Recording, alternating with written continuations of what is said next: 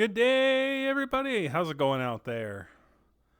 In the VR world, this new VR world of ours, is it taking over the real world? And in regards to that, obviously for this channel, the answer to that question is probably a little bit yeah. If you notice, I've been doing the VR videos more than I've been doing my fursuit ones.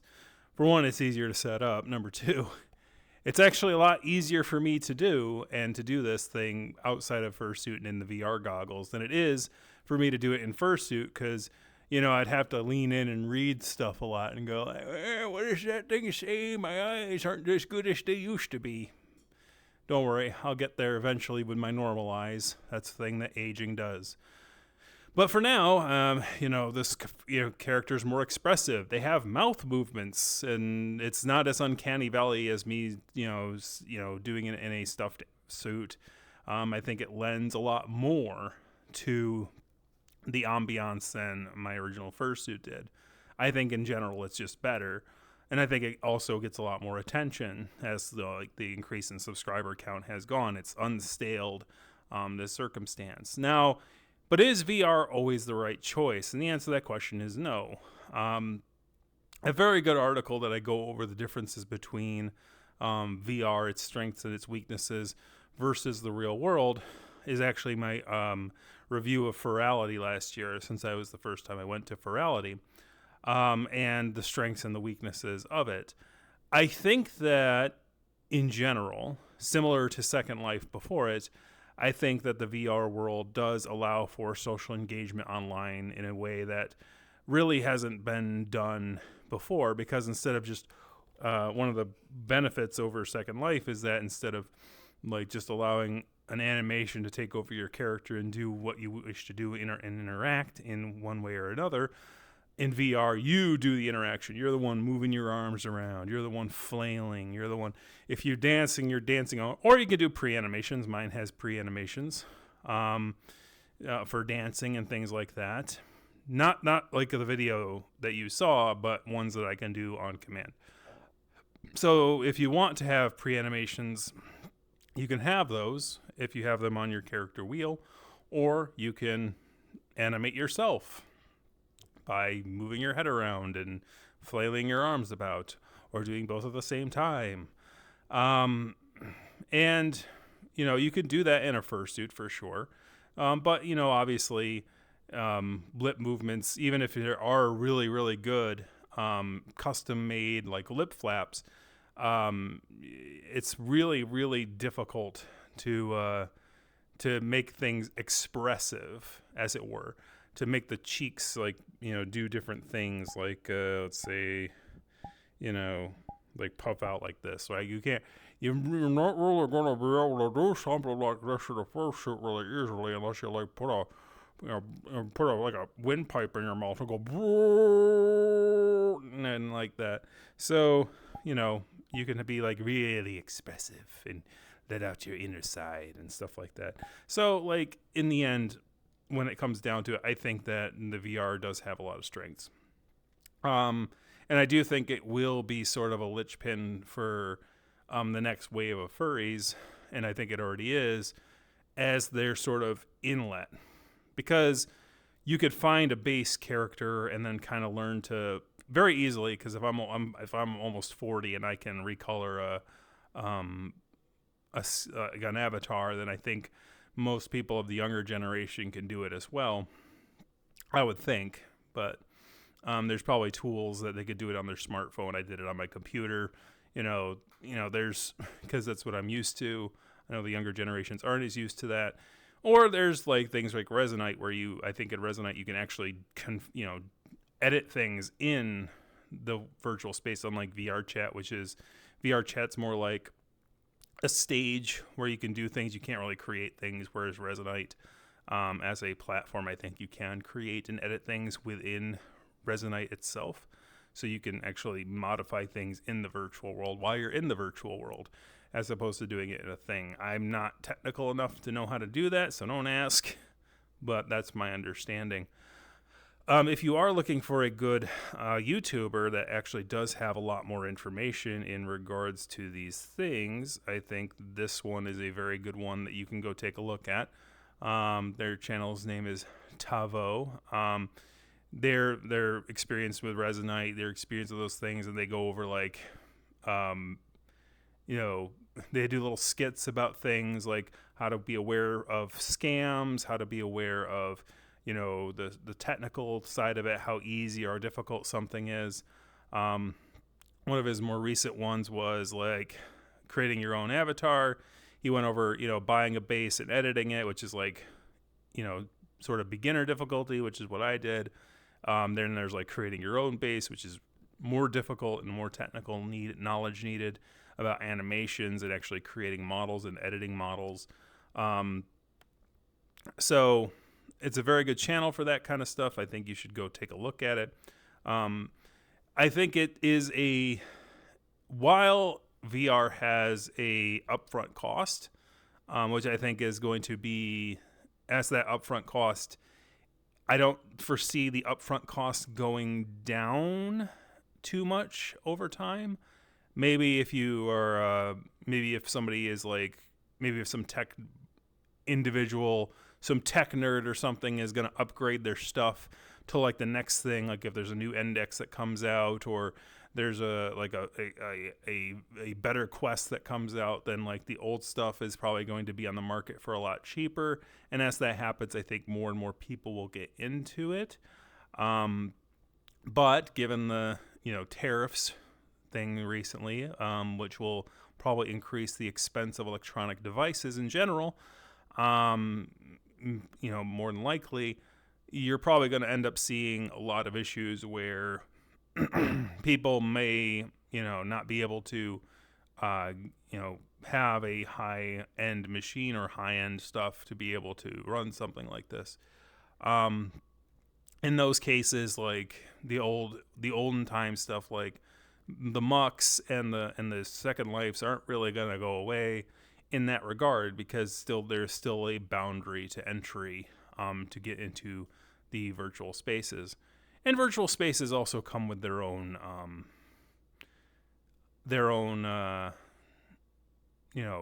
issues, right? When it comes to like communities and stuff like that. When it comes to places like VRChat, which is the most popular, it's very easy to become insular, and like unless you have a group that you get together with every once in a while, it acts sort of like Discord in a way. It's sort of like it's a sort of a super Discord where you can actually like things, but it does, unless you're doing something like a Furality or something where it is a community get together, and there's a bunch of public instances that are for paying customers only, that you can meet new people and and socially engage in a world that is outside of your friend group. I think that VR chat right now is not a great place to expand, except for if you're a person who's pretty isolated and you have a handful of friends, then those friends will know friends, and those friends will know friends, and those friends will know friends, and your circle will expand, organically. But at the same time, it'll only expand as far as your friend group is, right? For better and for worse.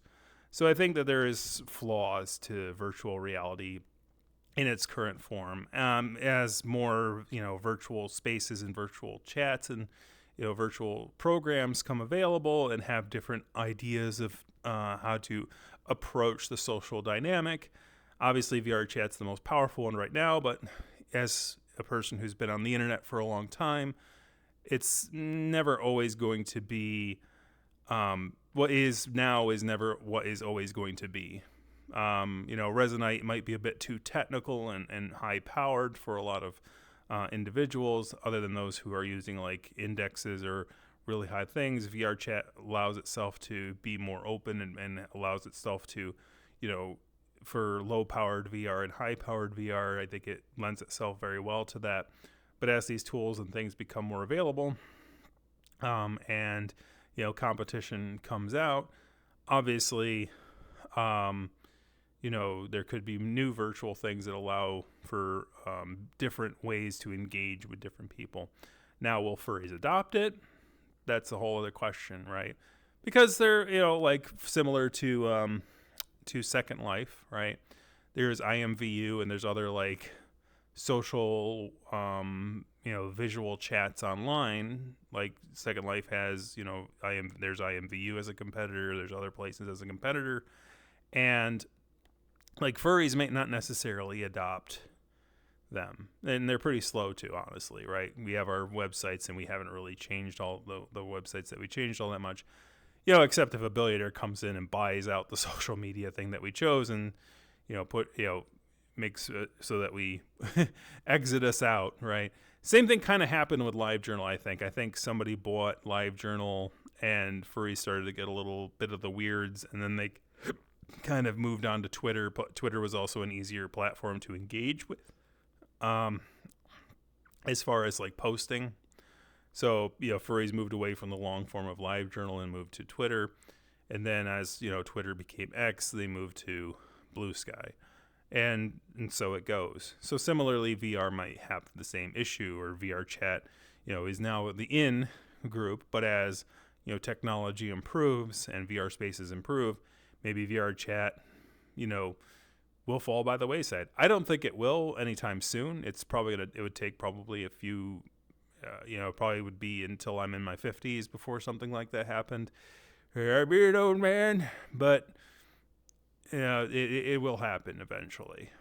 But as far as like VR taking over, I think that I don't think it's going to take over entirely. I think that it's an easier inlet, just as any other internet thing is. And I think it's a great way to try out a character before you make your own. I'm on one of the weird opposite ones where, I use Second Life as sort of the, changing, like, as my I used Second Life as sort of my testing grounds. I was like a regular tan kangaroo by that point, and then I changed it to a black kangaroo, and then I changed it to the red kangaroo, and then basically at that point, right, when I got into the early 2010s, I had my character down, basically, thanks to, Second Life and things like that, using as a sort of springboard. And then, had a reference done. I think the first character I had done was 2010 was Flinters.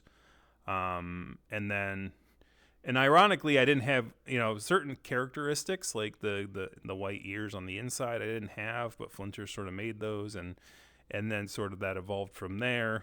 So I was like, well, I'll just keep them because I think it's interesting. I don't know if it was just because they chose not to color it because I didn't say anything. So they're like, I'll leave it white. And I was like, all right, well, we're keeping that. I did say black spots in the back, though, which, one of my friends has started calling it ladybugs, and I'm like, jerk.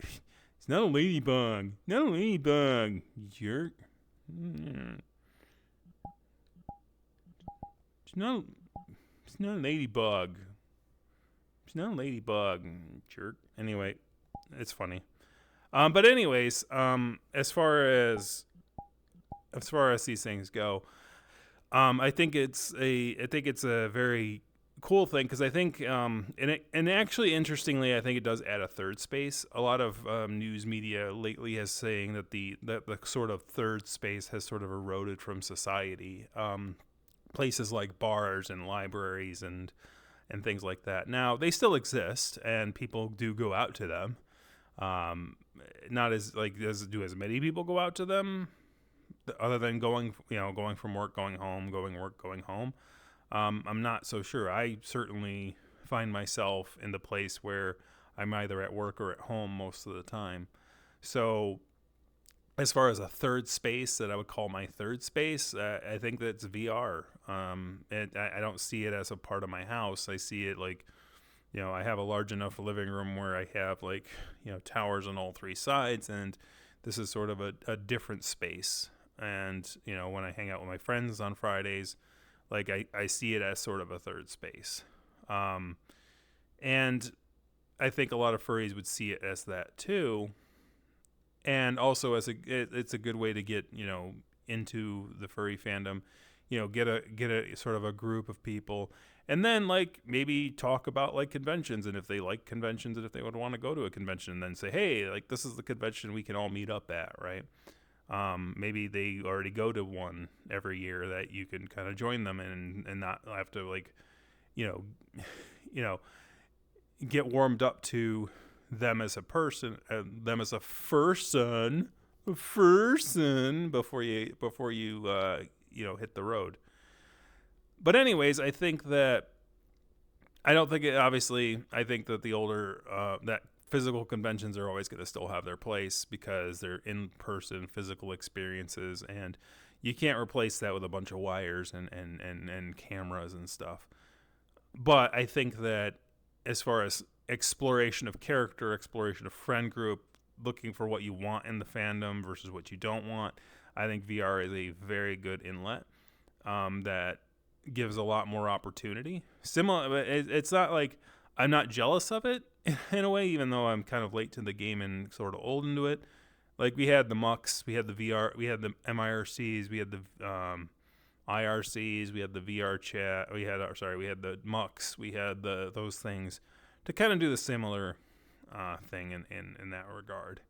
So I think that this is just another evolution of that sort of third space on the internet. And as I said, I'll probably continue to do the videos on here because I think it works out better for a lot of people. I think that people enjoy these more than me dressing up in fursuit, and I certainly am not as sweaty at the end. That's like I could talk for 15 minutes and not feel like, oh man, I've got sweats in my face. And no itches too. So if I have an itch, I could just like itch, and I can go like, itchy, itchy, itchy, itchy, itchy. You go like itchy, itchy, itchy, itchy, instead of like having to like go, I can't itch it. It's under my face. So I mean, there's a lot of benefits, and I think it's kind of cool. So hope you agree, and that's all I have for this one. It's sort of a an evergreen one that I'm kind of just recording, and it'll probably be up at any random time when I don't have any other, more mainstream topics to talk about. Anyways, thank you very much for watching. Kick that like, kick the subscribe button, kick a comment in the comment section, and we'll see you guys next time. Have a good one.